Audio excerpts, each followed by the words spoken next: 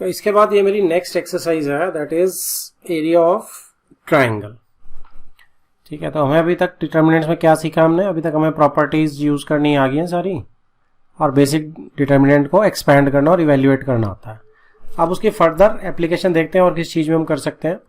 तो आपने area of triangle जो पढ़ा था 10th क्लास से आप पढ़ते आ रहे हैं, तो वो आप सबको याद होगा, ये वाला फॉर्मूला।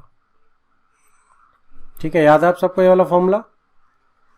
क्या करते थे इसमें हम कहते थे, 3D में भी किया था हमने ये, कि एक मेरे पास अगर ये ट्राइंगल है तो मैं उसमें अगर x1 y1 x2 y2 और x3 y3 तीन कोऑर्डिनेट्स लेता हूं, तो मेरा हम वो क्लॉकवाइज बनाते थे। देखो हाफ x1, अगर x1 ले रहा हूं तो y2 माइनस y3 करते थे हम, फिर x2 ले रहा हूं तो y3 माइनस y1, फिर x3 ले रहा हूं तो ऐसे क्लॉकवाइज चलते थे।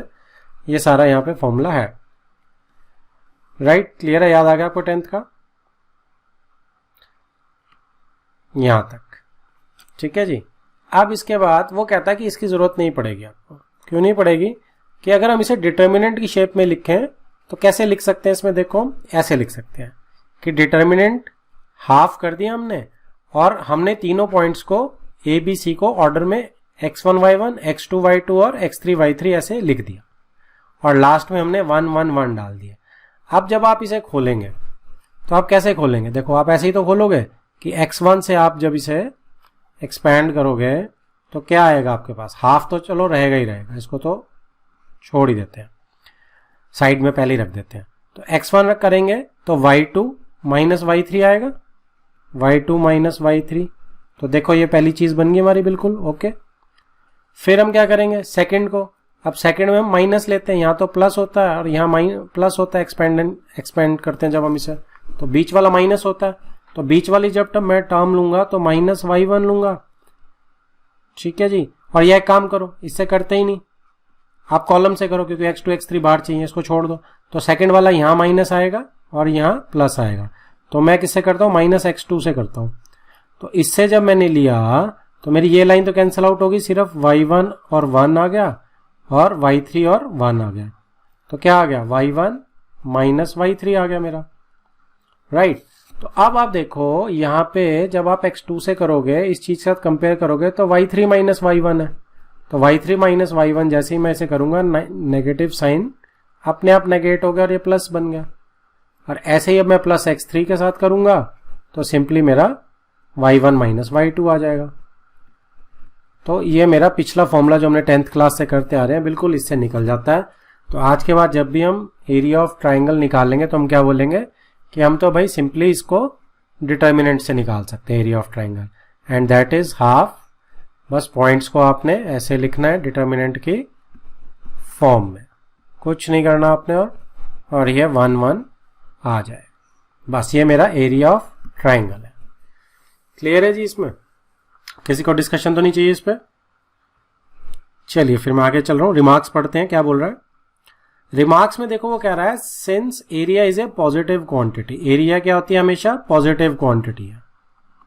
Right, we always take the absolute value of determinant. तो इसमें अगर डिटर्मिनेंट की नेगेटिव वैल्यू भी आई तो आप उसे छोड़ देंगे।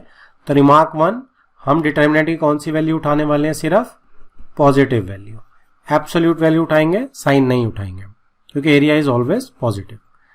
Second, if area is given use both and negative values of determinant. ये आपको समझ आ जाएगा जब क्वेश्चन करेंगे, तब मैं इस रिमार्क को समझाऊंगा।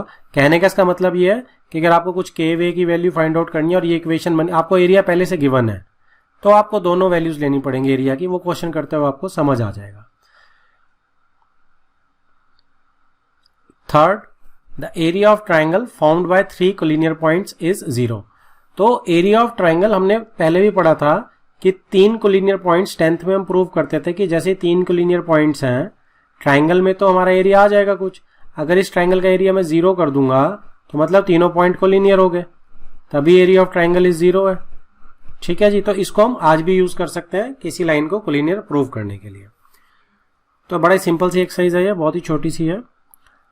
जैसे एग्जाम्पल 17 देख सकते हैं आप, find the area of the triangle whose vertices are. अब ये क्या किया, तीनों वर्टिसेस दे दिए उसने, ये वर्टेक्स और ये वर्टेक्स। ऑर्डर में लिख देते हैं, पहला वर्टेक्स ये लिख दिया, दूसरा वर्टेक्स ये लिख दिया, तीसरा वर्टेक्स ये लिख दिया, 1 1 1 इधर डाल दिया एंड में, हाफ उसने कर दिया, चुपचाप एक्सपैंड करा उसने और आंसर आ गया। इसमें तो पॉजिटिव आ रहा है तो पॉजिटिव ही लेंगे, माइनस आता तो भी सिर्फ पॉजिटिव लेते हैं। तो दिस इज माई एरिया। आप अच्छे बच्चे बन के स्क्वायर यूनिट्स डाल के जरूर लिख के आना, तो इंप्रेशन अच्छा पड़ेगा और मार्क्स भी मिल सकते हैं। ओके ठीक है जी। एग्जाम्पल किसी को इसमें डिस्कशन की जरूरत है? सिंपल है बिल्कुल। चलिए नेक्स्ट पे मूव कर रहा हूं। ये क्या बोलता है, इसको find the equation of the line joining A B. अब लाइन आ गई, इक्वेशन, आपने इक्वेशन ढूंढनी है लाइन की। ये अच्छा क्वेश्चन है, ये आपको टाइप आनी चाहिए, स्टार लगा सकते हैं आप इसमें। Find the equation of the line joining A और बी को ज्वाइन कर रही है लाइन, ठीक है जी, यूजिंग डिटर्मिनेंट्स। आपने इक्वेशन ऑफ लाइन उसने बोल दिया, डिटर्मिनेंट्स को यूज करके ही आपको बनानी है। ओके एंड फाइंड के। अब उसके बाद फाइंड के करो इफ डी, ये उसने दे रखा है, is a point such that area of triangle is 3 square units. अब उसने area of triangle 3 units A B D का दे दिया। तो पहले तो वो कह रहा है कि ए बी से इक्वेशन बनाओ मुझे, फिर आगे चलेंगे। तो ए बी से इक्वेशन क्या बनाते हैं, आप सिंपल सा कंसेप्ट लगाते हैं। क्या कंसेप्ट लगाएंगे हम कि ए बी अगर मेरा एक लाइन पे है तो मैं क्या करता हूं, मैं एक ऐसा पॉइंट और ले लेता हूं, कोई भी तीसरा पॉइंट ले लेता हूं, सपोज पी एक्स वाई, क्योंकि रैंडम उठा रहा हूं ना मैं, एक्स वाई रैंडम उठेंगे, तो मैं ऐसा पॉइंट ले लेता हूं पी एक्स वाई जो इसी लाइन के ऊपर है। अब क्या होगा, अब एरिया ऑफ ट्राइंगल 0 हो जाएगा कि खुल ही नहीं रहे तीनों पॉइंट। तो ये मैं कंडीशन लगा दूंगा। तो जैसे मैंने एरिया ऑफ ट्राइंगल 0 लगाई, देखो पहला पॉइंट, दूसरा पॉइंट, एक्स वाई डाल दिया। अब उसको जब वो सॉल्व करने बैठेगा, एरिया ऑफ ट्राइंगल पहले ही 0 ले लेगा। अब जब वो उसे सॉल्व करने बैठेगा तो पूरा तो सॉल्व होगा नहीं, y = 3x बच जाएगा। यही मेरी आपकी क्या आ गई, ये मेरी इक्वेशन ऑफ लाइन आ गई, क्योंकि लीनियर इक्वेशन है, देखो लाइन की इक्वेशन है ये। तो ये तो मेरा फर्स्ट पार्ट हो गया जो लाइन मांगी उसने। अब वो कहता है कि ए बी डी ट्राइंगल भी बन रही है जिसका एरिया 3 स्क्वायर यूनिट्स और डी उसने K0 दे दिया। तो ठीक है, हम फिर से एरिया कैलकुलेट कर लेते हैं और उसको 3 डाल देंगे। अब देखो उसने एरिया कैलकुलेट किया, 1 3 डाल दिया, ए का डाल दिया, बी का डाल दिया और ये डी का पॉइंट डाल दिया, 1 1 1 ऐड किया। अब उसने +-3 लिया। रिमार्क 2 जो मैंने आपको कहा था कि बाद में समझ आएगा आपको, वो यही है। रिमार्क 2 क्या है कि जब आपको एरिया गिवन होता है तो आपको +- लेना चाहिए। ऊपर 0 था तो +- का कोई फर्क नहीं पड़ता था। यहां पे +-2 +-3 क्यों लिया है, देखो ये लेना इसलिए जरूरी है कि जैसे ही आप इसको सॉल्व करोगे, ठीक है, आप इस डिटर्मिनेंट को सॉल्व करोगे तो ये वाली इक्वेशन आने वाली है। अब मैं इसको कहता हूं, मेरे पास ये जो -3k/2 = अगर मैं 3 लेता तो हमें पता कि हमने इधर से एब्सोल्यूट वैल्यू लेनी थी। जब अब मैं आपको एक कंसेप्ट सिखा रहा हूं, यहां पे राइट में देखो कि अगर मेरा a = 4 है और यहां मैंने एब्सोल्यूट वैल्यू उठानी है, तो a की वैल्यू क्या होगी मेरी, a की वैल्यू मेरी -4 भी हो सकती है और +4 भी हो सकती है, जिससे दोनों आंसर मेरा 4 आएगा, क्योंकि मेरे को लेफ्ट में से एब्सोल्यूट वैल्यू उठानी है। तो उसकी जगह हम क्या करते हैं, अगर हम खाली a को लिखें तो हम +-4 भी ले सकते हैं। मैं इसको इधर से +-4 कर दूंगा, इधर से एब्सोल्यूट वैल्यू हटा दूंगा, क्योंकि मेरी 2 वैल्यूज के लिए सेम आंसर आएगा, तो उसको मेरे को एकोमोडेट करना है। तो यहां पे तो मैंने एब्सोल्यूट नहीं लगाया क्योंकि मेरी 2 वैल्यूज के लिए 3 आंसर आना है। तो इसकी जगह मैं क्या करूंगा, इसकी जगह मैं -3k/2 को ऐसे रहने दूंगा और इधर +-3 ले लूंगा। तो जब भी आपको आज के बाद मॉड्यूलस का कोई चीज आएगा उसको सॉर्ट आउट करना है और मॉड्यूलस सॉर्ट आउट नहीं हो रहा, मतलब कुछ उसमें अननोन है, तो हम राइट हैंड साइड में हमेशा +- दोनों वैल्यूज लेते हैं ताकि मेरी दोनों एकोमोडेट हो जाए। तो अब यहां से वो सिंपल सॉल्व करके k = अच्छा, इस साइन और इस साइन में क्या फर्क है, k +-2 आ गया। इस साइन में ये फर्क है कि वैल्यूज तो ये सेम ही है, बस इसका फर्क इतना होता है कि आपको जैसे यहां पे जब आप +3 यूज करेंगे तो आपका आंसर, यहां पे जब आप +3 यूज करेंगे, मैं इसको कलर चेंज कर रहा हूं ताकि हमें थोड़ा और ठीक से दिखे, जब आप यहां +3 करेंगे तो यहां -2 आएगा, इसका यह मतलब है। और जब आप यहां -3 यूज करेंगे यहां +2 आएगा। इसलिए उसने क्या किया है, +-3 और -+2, ये फर्क हो जाता है। ठीक है, वैसे वैल्यूज बराबर ही है, +-2 ही है दोनों, लेकिन इससे ये शो होता है कि मेरा जो कॉरस्पॉन्डिंग एलिमेंट है वो ये बनेगा, बस इसका इतना सा ही फर्क होता है। ठीक है जी, तो क्वेश्चन हमारा क्या था, क्वेश्चन पे एक बार फिर करते हैं, क्वेश्चन से डिस्ट्रैक्ट हो गए हम, कि पहले उसने कहा था कि हमें लाइन की इक्वेशन चाहिए। तो लाइन की इक्वेशन मेरी डिटर्मिनेंट से आ सकती है अगर मैं एक रैंडम पॉइंट XY ले लूं, और रैंडम पॉइंट XY मेरा क्योंकि सेम लाइन पे कोलिनियर पॉइंट है, तो एरिया ऑफ ट्राइंगल 0 पुट करूंगा तो मेरी लाइन की वो इक्वेशन आ जाएगी। उसके बाद उसने कहा था कि अगर मेरा एरिया दिया हुआ है तो मेरी K की वैल्यू निकालो। तो एरिया लिया हमने, प्लस डाला, K को हमने पॉइंट को डाल दिया उसमें एज इट इज, और मेरा आंसर आ गया +-2 लेना है मुझे एरिया। ठीक है जी, तो ये मेरी एग्जांपल्स होगी। इसके बाद हम कल को नेक्स्ट लेक्चर में इसकी एक्सरसाइज करेंगे। तो ये मेरी एक्सरसाइज 4.3 है। ये क्या बोलती है, find the area of the triangle with vertices. अब देखो आपको सिंपल सा क्वेश्चन है, मेरे कराने वाला इसमें कुछ नहीं है, आपने एरिया ऑफ ट्राइंगल निकालना है। 3 पॉइंट आपको दिए हुए हैं, तो किसी को चाहिए इसमें, या मैं इसको आपके होमवर्क में डाल दूं, किसी को भी इसमें चाहिए वो मुझे अभी बोल सकता है। ठीक है, फिर ये आप सब कर लेंगे अपने आप, बड़ा आसान सा है, कुछ नहीं करना। जैसे थर्ड को कैसे लिखना है, हाफ -2 -3 और 3 2 और -1 -8, इधर 1 1 1 डालेंगे और एक्सपेंड कर लेंगे, और जो भी आंसर आएगा उसको हमेशा प्लस में लिखेंगे, उसकी हमेशा आप एब्सोल्यूट वैल्यू लेंगे। तो ये तीनों पार्ट आप बड़े आराम से कर सकते हैं। नेक्स्ट में सेकंड क्वेश्चन क्या है, show that the points are collinear. तो इसमें भी क्या करना है, कुछ भी नहीं करना है। इसमें हमारे कोलिनियर पॉइंट्स में मेरे पास कंसेप्ट क्या है कि एरिया ऑफ ट्राइंगल जो होता है वो 0 होता है। तो पॉइंट्स उसने मुझे दे ही रखे हैं, तो मैं एरिया ऑफ ट्राइंगल 0 ले लेता हूँ। तो यानी कि हाफ क्या चीज़ आएगी यहाँ, A B + C, B point लिख रहा हूँ B C + A, C point लिख रहा हूँ C A + B, है ना। 1 1 1 डाल लेते हैं। तो इसको क्या करना है, 0 प्रूव करना है। अब क्या दिख रहा है मुझे, इसको एक्सपैंड करने से पहले इसको यहाँ खोल के देख लें, कुछ फ़र्क पड़ता है इससे, इससे कोई फ़र्क आ रहा है। 2 अगर मैं बना लूँ इसको डिटर्मिनेंट्स, तो सेम आ रही है कोई चीज़, या एक काम करते हैं A + B, हाँ आगी सेम आ गई। देखो कैसे आ गई, आप देखो रो 1 और रो 2 को आप ऐड कर दो, कॉलम 1 और कॉलम 2 को ऐड कर दो, तो क्या बन रहा है, हाफ A + B + C, इधर भी A + B + C और इधर भी A + B + C। तो यहाँ B + C आ रहा है, यहाँ C + A आ रहा है, A + B आ रहा है, 1 1 1 आ रहा है। तो इसके बाद क्या होगा, A + B + C भी बाहर कॉमन आ जाएगा, और अंदर 1 1 1 रह गया, इधर B + C C + A + B रह गया। 1 1 1, मुझे कुछ भी सॉल्व करने की ज़रूरत नहीं, 0 आ गया। 2 रोज मेरी आइडेंटिकल होगी, that means A B C are collinear. तो आप इसे इस स्टाइल से भी कर सकते हैं, और आप इसको दूसरा यहाँ पे, क्योंकि इसने कुछ लिखा नहीं है विदाउट एक्सपेंडिंग, आप यहाँ पे इसको मेथड 2 में आप एक्सपेंड भी कर सकते हैं। मेथड 2 में आप इसे एक्सपेंड भी कर सकते हैं सिंपली, तो उससे भी आंसर आपका यही आना चाहिए। ठीक है जी, तो ये मेरा थर्ड क्वेश्चन आ गया। थर्ड क्वेश्चन भी क्या बोल रहा है, find values of K if the area of triangle. अब एरिया ऑफ ट्राइंगल दिया, अननोन निकालना है, सिंपल है। दोनों में से कोई एक पार्ट कर देता हूँ, कौन सा करूँ, जो मर्जी बोल दो, सेकंड कर देता हूँ। सेकंड पार्ट में कर रहा हूँ। क्या बोल रहा है कि एरिया जो है वो 4 स्क्वायर यूनिट्स मुझे ऑलरेडी गिवन है, राइट। तो अब एरिया ऑलरेडी गिवन है, तो मैं +-4 लेके चलूँगा इसे, ठीक है, क्योंकि मेरी एब्सोल्यूट वैल्यू कोई भी आ सकती है। तो इसमें हम क्या करेंगे, हाफ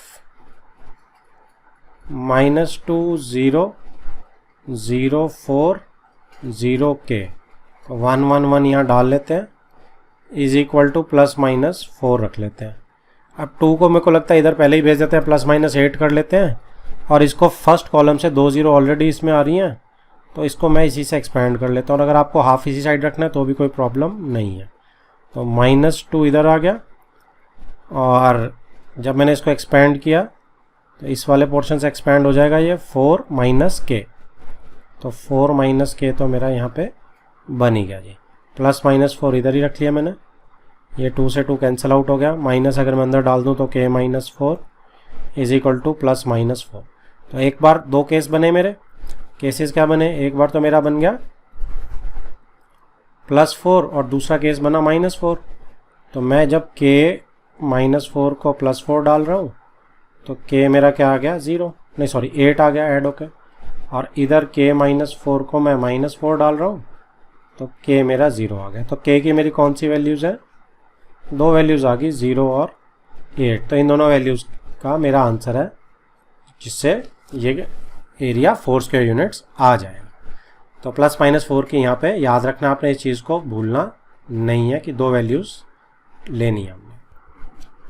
अब ये मेरा नेक्स्ट क्वेश्चन आ गया जी 4th। ये क्या बोल रहा है, देखो find the equation of the line, वही एग्जाम्पल वाला है कि आपने इक्वेशन ऑफ लाइन बनानी है, 2 पॉइंट्स आपको दिए यूजिंग डिटर्मिनेंट्स। तो फर्स्ट और सेकंड पार्ट एक जैसे हैं, कोई सा कर लेते हैं, इसमें मैं फर्स्ट कर देता हूँ। तो ये क्या बोल रहा है, इक्वेशन ऑफ लाइन। तो इक्वेशन ऑफ लाइन में हम हमेशा क्या करते हैं, एक XY पॉइंट को एक्स्ट्रा ले लेते हैं, है ना। अगर जैसे मेरी ये लाइन पे 1 2 भी पड़ रहा है और 3 6 भी पड़ रहा है, और मैं एक तीसरा पॉइंट भी ले लूँ तो उसको मैं XY ले लूँ, तो ये तीनों कोलिनियर हो जाएंगे। बस वही कंसेप्ट लगा रहा हूँ मैं, और एरिया को 0 पुट कर रहा हूँ। तो 1 2 3 6 XY, तो इसको आगे 1 1 1 लगा देते हैं, एरिया को 0 पुट कर देते हैं। अब इधर तो प्लस माइनस लेने का कोई फ़र्क नहीं है, अब 2 इधर मल्टीप्लाई होगा तो भी 0 हो जाएगा। तो इसमें क्या होगा, आप सिंपल डिटर्मिनेंट को एक्सपैंड कर देते हैं, 2 0 आपने लानी है ला सकते हैं, बट यहाँ लिखा नहीं है, सिंपली एक्सपैंड ही कर देते हैं। तो ये वाला 2 जो है इधर मल्टीप्लाई होकर 0 हो जाएगा, ठीक है। इसको मैं छोड़ रहा हूँ, और अगर आपने लिखना है लास्ट में डालना है तो आप इस स्टेप के बाद कर देना। तो अब मैं एक्सपैंड कर रहा हूँ, प्लस माइनस प्लस, रो 1 से ही कर रहा हूँ मैं एक्सपैंड। तो 1 के साथ क्या आ रहा है जी 6 माइनस वाई, -2 के साथ क्या आ रहा है 3 माइनस एक्स, और +1 के साथ क्या आ रहा है आपका, +1 के साथ आपका आ रहा है 3y minus 6x is equal to 0। अब हाफ उधर जाके 0 हो जाएगा, तो मैं फटाफट ये कॉलम खोल सकता हूँ, ये वाला खोल दिया, -6 + 2x आ गया जी, +3y माइनस 6x आ गया। अब देखो x वाले इकट्ठे कर लेते हैं, तो -4x बन रहा है इन दोनों से, y वालों से क्या बन रहा है +3 और -y + 2y, 6 और -6 कैंसिल आउट हो रहा है, और कोई कांस्टेंट बचा नहीं है। तो इधर से भी 2 मैं निकाल सकता हूँ, तो -2x + y आ गया इज इक्वल टू 0, और y is equal to 2x मेरी लाइन आ गई। अब ये 5th क्वेश्चन देखो, ये आपके लिए होमवर्क है, क्योंकि ऐसा सेम क्वेश्चन हम ऊपर कर चुके हैं कि एरिया ऑफ ट्रायंगल आपको ऑलरेडी दिया गया है, वर्टिसेस आपको दिए हैं, इसमें एक केस ने डाल दिया। तो आप इसको चुपचाप क्या करेंगे, हाफ सिर्फ यहाँ पे अपने वर्टिसेस डाल देंगे, ठीक है जी, और इसको सॉल्व कर लेंगे, इज इक्वल टू +-35 डाल के k की वैल्यूज़ निकाल लेंगे। तो ये क्वेश्चन आपका होमवर्क है। तो अब मेरी जो एक्सरसाइज है उसका जो टॉपिक है that is minors and cofactors. Minors and cofactors होते क्या हैं, बड़ी सिंपल सी चीज़ है। एग्जाम्पल 19 एक करते हैं, उसमें फटाफट आपको समझ आ जाएगा, एग्जाम्पल के बेस पे जल्दी समझ आएगा। देखो इसमें बोल रहा है find the minor of element 6 in the determinant. मैं इस एग्जाम्पल को बाद में करूँगा, पहले मैं आपको सारे ही बता देता हूँ यहाँ से, ठीक है जी। अब देखो इसमें क्या होता है, माइनर्स एंड कोफैक्टर्स क्या होते हैं। जैसे मैं इसमें डिटर्मिनेंट को लिख रहा हूँ 1 4 7 2 5 8 3 6 9। अब अगर मैं 1 की बात करूं, ठीक है जी, तो इसका डिटर्मिनेंट क्या है, इसका डिटर्मिनेंट आपका ये वाला है, ठीक है। कलर को मैं चेंज कर देता हूं, तो यहां मैं क्या लिख सकता हूं कि माइनर ऑफ 1 क्या है, आपका माइनर ऑफ 1 इज डिटर्मिनेंट 5 6 8 9। तो अगर आप इसको सॉल्व करेंगे तो क्या बनेगा, ये आपका 45 माइनस 48, ठीक है जी, 45 माइनस 48 इज इक्वल टू -3 आ जाएगा। ठीक है, ये होता है मेरा माइनर। आप इसको पोजीशन से भी बता सकते हैं। ये क्या है, इस पोजीशन से अगर बोलेंगे तो M11 है ना ये, क्योंकि ये M11 की पोजीशन है, 11 की A11 की पोजीशन है ये वाली। तो M11 मेरा क्या हो गया, इट इज -3। अब मैं आपसे कहता हूं कि कोफैक्टर क्या होगा। कोफैक्टर होता है, उसको हम कैपिटल A से करते हैं A11। इसमें हम कुछ नहीं करते, इसमें हम साइन को ले लेते हैं, इंक्लूड कर लेते हैं। किस साइन को इंक्लूड करते हैं, A11 का साइन क्या होता है, नेगेटिव होता है ना, सॉरी पॉजिटिव होता है ना, 1 + 1 2। तो इसमें हम साइन के साथ जब लिखते हैं +M11, तो ये मेरा कोफैक्टर हो जाता है। यानी कि ये मेरा -3 रहेगा इस केस में, क्योंकि प्लस के साथ -3 करूंगा तो -3 आएगा। ठीक है जी, समझ आ गया।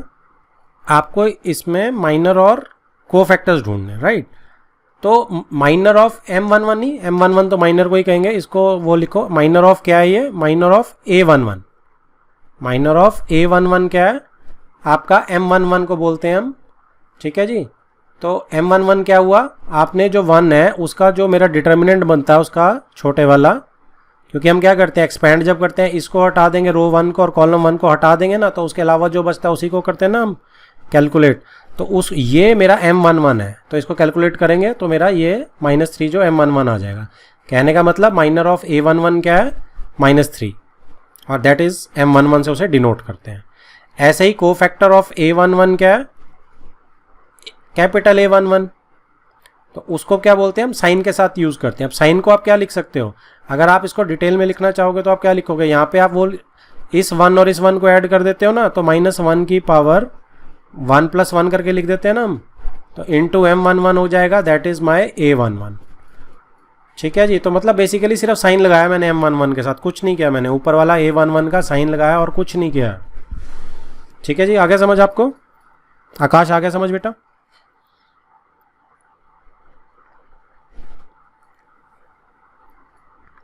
चलो, तो अब इसके बाद आप कितने माइनर्स और कितने कोफैक्टर्स निकाल सकते हो, सबके निकाल सकते हो। ठीक है, अब इसमें जैसे हम अगला किसी का निकालते हैं। अब मैं आपको कह रहा हूं कि आप किसका निकाल के दो मुझे, जैसे 2 का निकालते हैं अगला।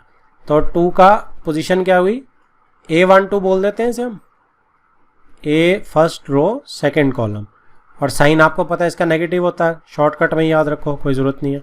तो इसका जब वो निकालेंगे माइनर, तो क्या निकालेंगे, अब 1 2 3 4 5 6 7 8 9। अब मुझे 2 का निकालना है, तो मैं ये वाली रो कैंसिल आउट कर दूंगा और ये वाला कॉलम कैंसिल आउट कर दूंगा, तो ये जो बचे ये मेरा माइनर आ गया। तो मैं क्या लिखूंगा, माइनर ऑफ A12 है ना ये वाला, माइनर ऑफ A12 क्या बना मेरा, ये बन गया जी हमारा M12 से डिनोट करेंगे इसे हम, और 4 6 7 9 जो बचा है वो उसको सॉल्व कर लेंगे। ठीक है, वही एक्सपेंशन वाला ही है, कुछ नहीं है। तो 36 - 42, ये मेरा -6 आ गया जी। और इसके बाद अगर आपको वैसे ही मैं कहूँ कि कोफैक्टर क्या होगा, तो cofactor of A12 will be capital A12 and that is, अब वो माइनस साइन आता है इसके साथ, कहाँ से पता चलेगा आपको, -1 के ऊपर 1 + 2 कर दो, ऑड बन गया, माइनस साइन आ गया, और साथ में आपने M12 लगा देना, तो बेसिकली -6 यानी कि +6 आ गया। ये मेरा कोफैक्टर आ गया। ऐसे ही मैं किसी के भी ढूंढ सकता हूँ, राइट। तो ये मेरा कंसेप्ट है। अब आप क्वेश्चन पे वापस जाएंगे तो अच्छा, एक बार टोटल कितने हो सकते हैं, टोटल हर एलिमेंट के होंगे तो 9 माइनर्स निकलेंगे और 9 ही कोफैक्टर निकल जाएंगे। आप जैसे एग्जाम्पल में जाइए, आप एग्जाम्पल 19 क्या बोल रही है, find the minor of element 6 in the determinant. अब 6 एलिमेंट का निकालिए। 6 कौन सा है इसमें, 6 देखो इसमें ये सेकंड वाला, ऊपर वो कट रही है थोड़ी सी, ये देखोगे आप, तो ये वाला है, राइट। तो इसका कैसे निकलेगा आप देखते नीचे आइए। एलिमेंट 6 का निकालना है मुझे, तो मैं पहले फटाफट लिख लेता हूँ, 1 2 3 4 5 6 7 8 9। तो मुझे इसका निकालना है, तो इसकी पोजीशन क्या होगी मेरे पास, इसकी पोजीशन क्या होगी, सेकेंड रो थर्ड कॉलम, तो मुझे basically second row third column M23 निकालना है। अब आप इसको और इसको तो छोड़ ही दोगे, तो आपके पास जो बचा दैट इज़ 1 2 7 8। तो क्या आ गया आपके पास 8 - 14 दैट इज -6 आ गया जी आपके पास। क्लियर है जी, सबको समझ आ गया। अब उसने कोफैक्टर नहीं पूछा एग्जाम्पल में, तो सिर्फ आपका आंसर यही रहेगा। लेकिन अगर कोफैक्टर पूछा होता, एडिशन में मैं एक्स्ट्रा में पूछ रहा हूँ आपसे कि अगर कोफैक्टर पूछा होता, 8 2 3 पूछा होता, तो क्या है आपको यहीं से ऐड करके पता चल रहा है माइनस आएगा, -1 की पावर 2 + 3 5 आएगी। और आप यहाँ से भी देख सकते हैं प्लस माइनस प्लस, तो ये माइनस होता है। तो मैं -6 के साथ यानी M23 के साथ सिंपली कर दूंगा, तो -6 ये मेरा +6 हो जाएगा कोफैक्टर।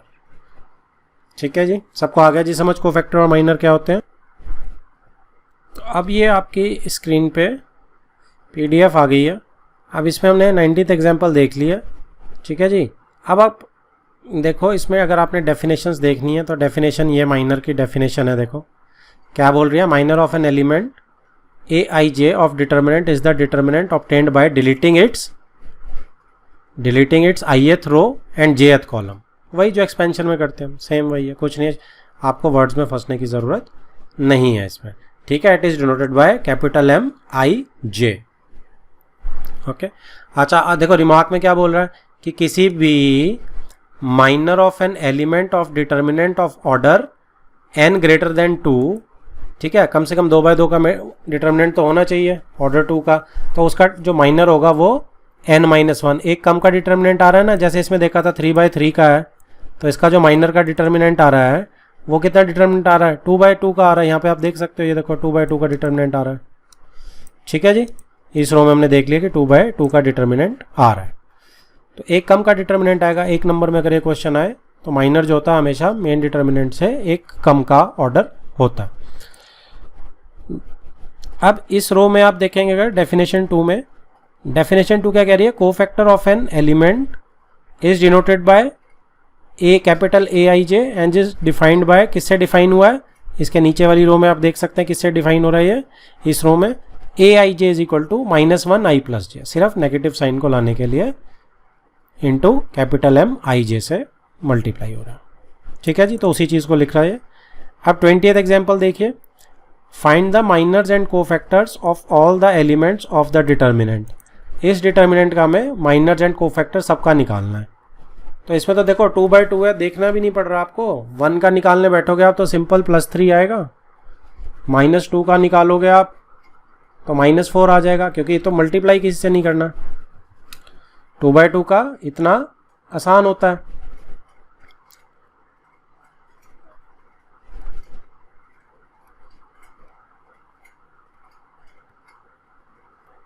देखिए 2/2 का आप 1 को जैसे ही करेंगे तो सिर्फ देखो क्या बच रहा है, रोज और वो तो कैंसिल आउट होकर 3 बच रहा है, तो A11 का माइनर क्या आएगा 3, आप यहाँ पे देख सकते हैं। ठीक है जी, कि 3 आएगा, ऐसे ही सिंगल सिंगल आएंगे। अब 1 2 का माइनर देखो आप, -2 का कितना आएगा 4 आएगा, सिर्फ 4 बच रहा है। ओके, ऐसे ही 2 1 का माइनर सिर्फ -2 बचेगा, तो सिंगल सिंगल एलिमेंट आ रहे हैं आपके। क्लियर है जी ये वाला 2/2 वाला, या इसको मैं करके दिखाऊं। अब मूविंग ऑन टू एग्जाम्पल 21, देखो एग्जाम्पल 21 में उसने क्या बोला है, find the minors and cofactors of the elements A11 and A21 in the determinant. तो इसमें अब क्या है कि डिटर्मिनेंट उसने ये गिवन है आपको, अब इसमें A11 का निकालना, आपको माइनर भी निकालना और कोफैक्टर भी निकालना है। तो A11 का क्या होगा, सिंपली मेरा इससे आ जाएगा निकल के, तो क्या आएगा A22 into A33 minus A32 2A3। तो ये देखो आप, ये वाला आ गया डिटर्मिनेंट और इससे ये वैल्यूज निकल आई। ठीक है, अब अगर मुझे कोफैक्टर निकालना है तो सिर्फ साइन ऐड करना है, और वो प्लस का होगा, 1 + 1 2 होता है तो प्लस का साइन लगेगा। तो कोफैक्टर A1 क्या आएगा मेरा, सिंपली प्लस का साइन सेम ही रहेगा, देखो ऊपर नीचे बिल्कुल सेम है। राइट, अब मुझे किसका निकालना है, अब मुझे 2 1 का निकालना है। तो 2 1 मेरा 2 + 1 3 है, तो माइनस साइन आएगा यहाँ पे कोफैक्टर के लिए। माइनर तो मेरा सिंपल सा कौन से बनेंगे मेरे माइनर के, अगर मैं ये रो और ये हटा दूंगा तो सिंपल ये A12 × A33। ठीक है जी, और A32 और A13 का डिटर्मिनेंट मेरा बन जाएगा। तो ये मैं नीचे किया, देखो ये मेरा वही वाला डिटर्मिनेंट आ गया और ये मेरे पास वैल्यू आ गई। अब इसमें साइन नेगेटिव लगना है, तो जो मेरा कोफैक्टर है अब इसका A21 का, वो मेरा नेगेटिव साइन इंट्रोड्यूस हो गया और मेरे साइंस चेंज हो गए। इन दोनों में आप कंपेयर कर सकते हो कि नेगेटिव साइन लगने से साइन चेंज हो गए, राइट। अब क्या होगा, अब इसने वो मांगी थी, हमारा काम तो खत्म हो गया यहाँ पे। अब इस चीज़ को ये थोड़ा सा जनरलाइज करना चाह रहा है, ठीक है। जो इसने मांगा था एग्जाम्पल में वो तो आ गया यहाँ तक। अब रिमार्क में आप देख सकते हैं वो ये क्या बोल रहा है, expanding the determinant in example 21। अब इसको ये एक्सपैंड कर रहा है क्योंकि इसने जनरल लिया है ना डिटर्मिनेंट यहाँ बिल्कुल, तो इसको एक्सपैंड कर रहा है। तो एक्सपैंड करने में इसने दिखाया जैसे हम रो से एक्सपैंड करते हैं, A11 लेके और एक्सपैंड कर दिया, माइनस लेके फिर एक्सपैंड कर दिया, सिंपल एक्सपेंशन कर रहा है, कुछ नहीं कर रहा, सिंपल एक्सपैंड कर रहा है। तो ये कह रहा है कि इसमें जब आप करेंगे ना तो सब अपना क्या आ रहा है। अब आप इसको ध्यान से देखो, एक्सपेंशन के इस पोर्शन को ध्यान से देखो, ये क्या बना, ये माइनर नहीं बन गया क्या, ठीक है। ये क्या है, ये माइनर है 1 का, और ये मेरे पास साइन भी है यहाँ पे, तो साइन को माइनर के साथ जब कंबाइन करूंगा तो A11 बन जाएगा, राइट। और ये वाला A11 तो रहेगा ही रहेगा, तो A11 इंटू A11 हो गया। ये समझ आ गया जी सबको। ऐसे ही इधर जब आप इसको और इस माइनर को कंबाइन कर देंगे तो क्या आ जाएगा, ये A12 आ जाएगा, और यहाँ पे छोटा A12 एक यहाँ पे है ही है, तो ये A12 आ जाएगा। और ऐसे इधर A13 इंटू कैपिटल A13 आ जाएगा, ठीक है जी। तो एक्सपेंशन में डिटर्मिनेंट में हम इसका मतलब ऐसे भी लिख सकते हैं, अगर मैं रो 1 के हिसाब से कर रहा हूँ एक्सपेंड, तो क्योंकि इसमें हम रो 1 के हिसाब से एक्सपेंड कर रहे हैं, ये इसमें खास बात है, ये लिखा भी है उसने अलॉन्ग रो R1। तो रो 1 से ऊपर एक्सपेंड कर रहा हूँ तो डिटर्मिनेंट मेरा लिखने की फॉर्म में कैसे आ सकता है कंसेप्चुअली, जैसे हम निकालते हैं निकाल वही रहे हैं, सिर्फ उसको लिखने का एक तरीका ताकि हमें देख के अजीब ना लगे। A11 into A11 plus A12 into A12 plus A13 into A13, ये आपको याद रखना है कि एक्सपेंशन को हम ऐसे भी लिख सकते हैं कोफैक्टर्स की टर्म में, कर वही रहे हैं जो आज तक करते आए हैं। तो इसकी इंग्लिश भी लिख दी उसने, is equal to sum of product of elements of R1 with their corresponding cofactors. तो कोफैक्टर के साथ कॉरस्पॉन्डिंग एलिमेंट को मल्टीप्लाई कर रहे हैं, ठीक है। ऐसे ही आप किसी भी रो से कर सकते हैं और किसी भी कॉलम से कर सकते हैं। बस खास ख्याल क्या रखेंगे कि ये दो नंबर जो है ना मेरे सेम रहने चाहिए हमेशा। अगर A11 है इसके साथ A11 ही होना चाहिए, अगर A12 है इसके साथ मेरा A12 ही होना चाहिए, A13 है तो A13 ही होना चाहिए। अगर मैं चेंज कर दूंगा तो क्या होगा, इसको भी समझ लेते हैं। देखो इसमें नीचे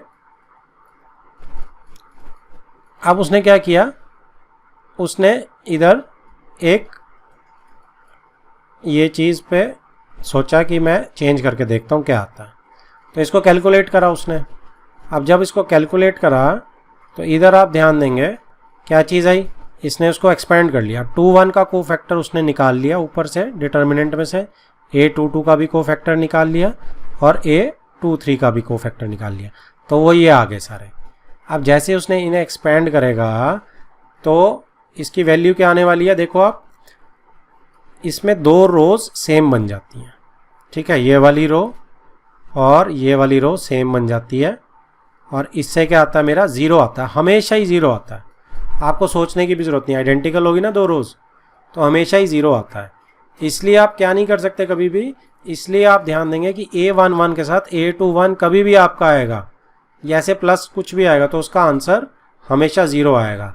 तो आपको खास इसका क्या ख्याल रखना है कि डिटर्मिनेंट का एरिया अगर मैं किसी रो से निकाल रहा हूँ तो उसके कोफैक्टर्स हमेशा वही वाले नंबर रहेंगे जो हम निकाल रहे हैं, और बाकी अगर कुछ और लिख दिया रो के साथ तो वो 0 आएगा। अगर एनी अदर केस अगर हमने लिख दिया ऊपर तो 0 आएगा हमेशा, ठीक है जी। समझ आ गई आपको बात, ये सबको किसी को डिस्कशन चाहिए इस पर? तो अब एग्जाम्पल 22 देखिए क्या बोल रही है, फाइंड माइनर्स एंड कोफैक्टर्स। तो आपको माइनर्स फाइंड आउट करने हैं और कोफैक्टर्स फाइंड आउट करने हैं, ठीक है जी, इस डिटर्मिनेंट के नीचे दिया हुआ है एंड वेरीफाई, और वेरीफाई आपको करना है ये जो आपको दिया गया है। ठीक है, अब आपको पता है कि देखो A11 के साथ A31 ले रहा है और A12 के साथ 32 अलग अलग ले रहा है, नंबर सेम नहीं, इसने 0 आना ही आना है, तो बट इसको वेरीफाई करेंगे हम। तो इसमें सोल्यूशन में देखिए नीचे फटाफट उसने क्या किया, M11 निकाला, ठीक है जी, उसके बाद उसने A11 निकाला, तो -20 मेरा आ गया यहाँ पे A11। ठीक है, ऐसे ही उसने, क्योंकि उसने बोला था ना minors and cofactors of elements, सारे एलिमेंट्स का निकालने हैं, तो ऐसे ही आप 9 के 9 के निकाल लेंगे, तो सारे 9 के 9 आपको माइनर्स और कोफैक्टर्स आने चाहिए। ये अपने हाथ से आपने ज़रूर निकालने हैं, नहीं तो इसमें प्रॉब्लम हो जाती है। ठीक है जी, ऐसे मत सोचना आसान सा मैं कर लूँगा, अपने हाथ से निकालने हैं, क्योंकि इसके बाद इस चैप्टर को करने का टाइम नहीं मिलेगा। तो ये 9 के 9 निकाल लिए, आप चुपचाप क्या करना है, उनकी वैल्यूज़ डालनी है बस, जो वेरीफाई करना था। सेकंड लास्ट लाइन में देखो, इसमें उसने वैल्यूज़ उठा के डाल दी और वैल्यूज़ का आंसर मेरा क्या आ रहा है, 0 आ रहा है। ठीक है जी, तो ये इतना ईजी था इसमें, तो सिंपल सा है। तो इसके बाद एक्सरसाइज शुरू होगी, किसी को अगर कोई डाउट है तो अभी मेरे साथ डिस्कस कर सकता है। अब फर्स्ट क्वेश्चन एक्सरसाइज 4.4 में क्या कह रहा है, write minors and cofactors of the elements of the following determinants. अब फर्स्ट क्वेश्चन और सेकंड क्वेश्चन दोनों आपका होमवर्क है, आपको माइनर्स और कोफैक्टर्स लिखने हैं, इसमें कुछ नहीं करना। ठीक है जी, क्लियर है वाला पार्ट? किसी को कोई डिस्कशन चाहिए इसमें, या किसी को इसमें डाउट हो रहा है तो मेरे से अभी पूछ सकता है। चलिए फिर आगे चलते हैं। अब क्या बोल रहा है ये, third, fourth and fifth. Third में क्या बोल रहा है, using cofactors and elements of second row evaluate. हाँ, ये करते हैं, चलिए आगे। तो ये मेरा बोल रहा है कि using cofactors of elements of second row, सिर्फ सेकेंड रो का बोल रहा है, इवेल्युएट करो मेरा डिटर्मिनेंट को। तो सेकेंड रो मेरी कौन सी है, सेकेंड रो मेरी ये वाली है, तो इसका मतलब डिटर्मिनेंट की वैल्यू कहाँ से आने वाली है, मेरी डिटर्मिनेंट की वैल्यू मेरी, पहला क्या है मेरी लोकेशन A21, तो अगर मैं A21 लूँगा तो मेरे को कैपिटल 21 लेना पड़ेगा, प्लस A22 है अगला, तो मैं कैपिटल A22 लूँगा, और प्लस A23 है तो कैपिटल A23 लूँगा, यही लेना है मुझे। तो अब मुझे इनके कोफैक्टर्स पहले निकाल लेने चाहिए, तो मैं कोफैक्टर्स पहले निकाल लेता हूँ। तो पहले जब मैं 2 का कोफैक्टर निकालूंगा, A21 निकाल रहा हूँ मैं बेसिकली, तो यहाँ पे क्या आ रहा है, यहाँ पे 2 + 1 -1 के ऊपर 2 + 1 आएगा, तो माइनस साइन आना है मुझे वैसे भी पता है 2 के साथ इधर। तो इसके बाद M11 निकालेंगे इसका, तो M11 क्या आएगा, 2 का अगर मैं निकालूंगा तो ये मेरा आएगा 3, 8, 2 और 3, क्योंकि ये रो भी कैंसिल आउट हो जाएगी और ये कॉलम भी कैंसिल आउट हो जाएगा। तो यहाँ से मैं क्या निकाल सकता हूँ जी, इसका ये मेरा आ गया -1 तो बाहर रहेगा ही रहेगा, और 3 × 3 9 -16, तो 9 - 16 यानी कि कितना आ गया, 7, -7 इधर से आ गया, तो +7 मेरा A211 आ गया। तो एक इसको ध्यान में रखते हैं। इसके बाद A22 कैलकुलेट करते हैं, A22, तो A22 मेरा पॉजिटिव हो जाएगा 2 + 2 करते ही, और इधर से देखिए A22 मेरा ये वाला है, तो बीच का प्लस हटा देते हैं, तो क्या आएगा 5318, 5813। ठीक है जी, तो इधर क्या आएगा, ये +1 हो जाएगा, और ये सॉल्व करके कितना आएगा 15 - 8, तो ये भी 7 आ गया। इसके बाद A23 निकाल लेते हैं, यानी 1 जो मेरा लास्ट बचा है, तो वो उससे क्या आएगा, उससे मेरा 1 की ये वाला कॉलम कट जाएगा और बीच वाली रो कट जाएगी, तो 5312 बच जाएगा, तो -1 2 + 3, ठीक है जी, और क्या आ गया 5312, तो इसमें 10 - 3 हो जाएगा और -1 इधर से आ जाएगा, तो -10 - 3, तो ये -7 हो जाएगा। अब मैं ये तीनों वैल्यूज़ इसमें सब्स्टिट्यूट कर देता हूँ, तो क्या बनेगा जब मैं इसमें ब्लू वाली में सब्स्टिट्यूट करूँगा? अब A21 क्या है? 201 है, तो बस इसके साथ मेरे को इंटू 2 करना है, मतलब इसके साथ मुझे 0 करना मल्टीप्लाई और इसके साथ मुझे 1 करना मल्टीप्लाई। तो क्या आ गया? तो ये आ गया मेरा 14, okay, plus 7 into 0 0 plus minus 7। तो बेसिकली मेरा 7 स्क्वायर यूनिट्स जो है मेरा आंसर आ गया। अच्छा, इवेल्युएट करना था, स्क्वायर यूनिट्स नहीं लिखते हो तो एरिया में लिखते हैं, इसको ज़रूरत नहीं है, एरिया नहीं है क्योंकि है। तो मैं डिटर्मिनेंट की वैल्यू मेरी 7 आ गई।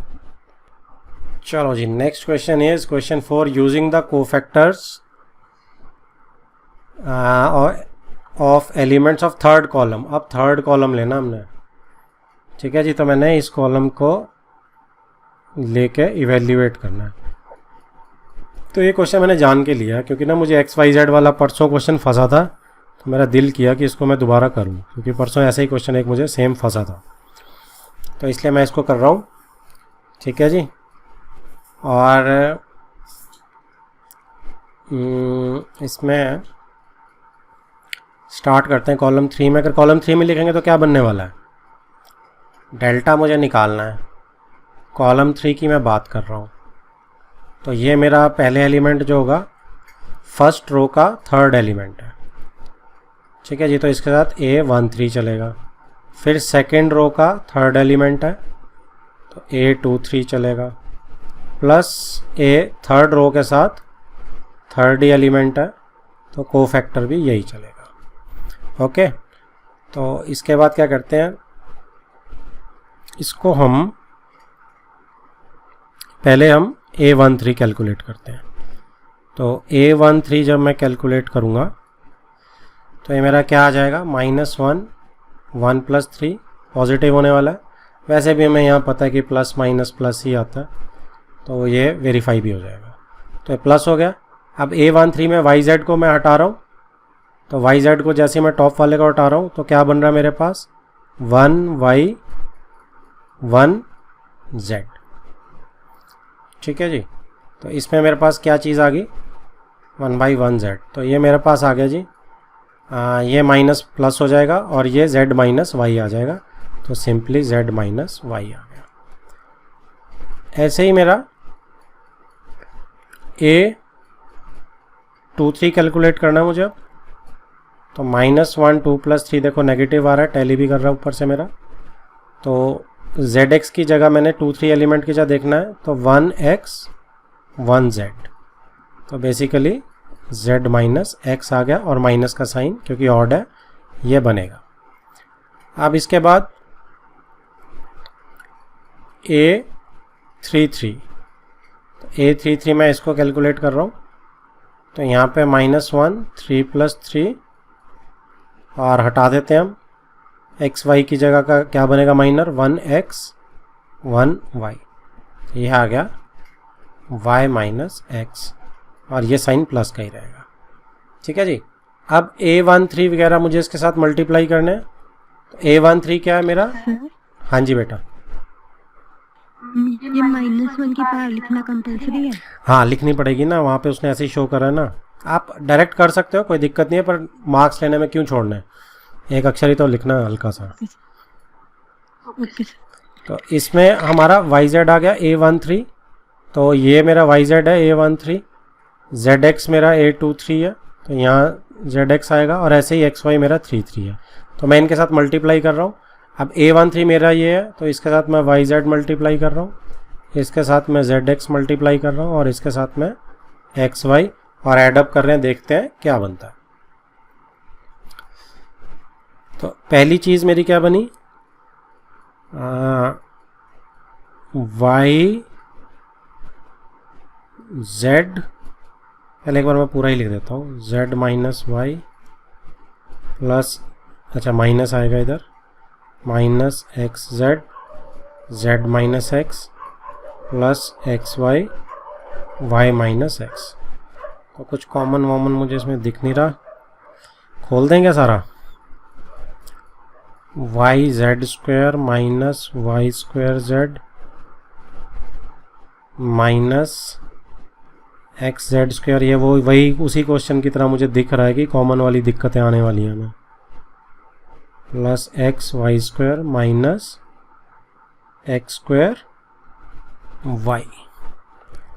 तो इसके आगे जो मुश्किल पार्ट है वो क्या है कि मुझे इसमें से और इसमें से जेड स्क्वायर कॉमन दिख रहा है। ओके, तो मैं क्या निकाल रहा हूँ, जेड स्क्वायर कॉमन निकाल रहा हूँ, या मैं रीग्रुप करके लिख लेता हूँ, कन्फ्यूजन कम होगी। Y z square minus x z square को इकट्ठा लिख लिया। फिर मुझे इसके अंदर से और इसके अंदर से जेड कॉमन दिख रहा है और y square x square minus y square sign के साथ मैं एडजस्ट कर सकता हूँ। ठीक है, तो मैं इनको भी रीग्रुप करके लिख रहा हूँ, y square z plus x square z, और बाकी दो को तो मैं रीग्रुप यहाँ पे कर ही रहा हूँ। ये तो ऑलरेडी मेरे को y माइनस एक्स से खोल के ही आया था, तो ये तो वापस y माइनस एक्स दे ही देंगे। अब मैं इन दोनों में से कॉमन निकालता हूँ। इन दोनों में से जब कॉमन निकलेगा तो क्या निकल के आ रहा है, z का स्क्वायर y माइनस एक्स आ गया। इन दोनों में से क्या निकल के आ रहा है, y को प्लस रखने के लिए मैं माइनस z निकाल देता हूँ बाहर, तो y square minus x square, और इन दोनों में से तो एक्स वाई मेरा था ही y माइनस एक्स आ जाएगा। अब इन तीनों में से y माइनस एक्स मुझे कॉमन दिख रहा है, तो मैं बाहर निकाल रहा हूँ y माइनस एक्स, और यहाँ क्या बचा, जेड स्क्वायर, यहाँ क्या बचा माइनस जेड और y प्लस एक्स, ए स्क्वायर माइनस बी स्क्वायर में से a प्लस बी बच गया, और यहाँ क्या बचा जी मेरा प्लस एक्स वाई। राइट, अब इसको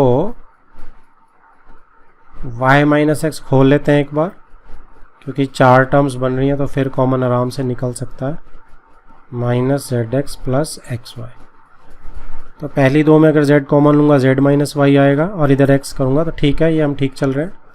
इसमें z कॉमन ले लेंगे तो z माइनस वाई आएगा, और इसमें मैं माइनस x ले लेता हूँ तो भी z माइनस वाई आएगा।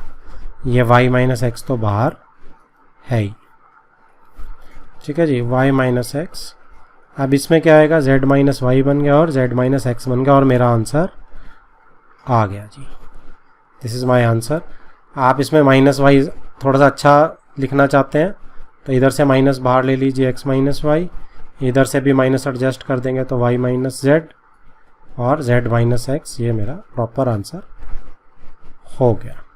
ठीक है जी, तो ये मैं सजेस्ट करूँगा इस क्वेश्चन पे आप सर्कल लगाओ, क्योंकि ये टफ है, ऐसे फंसा लेता है।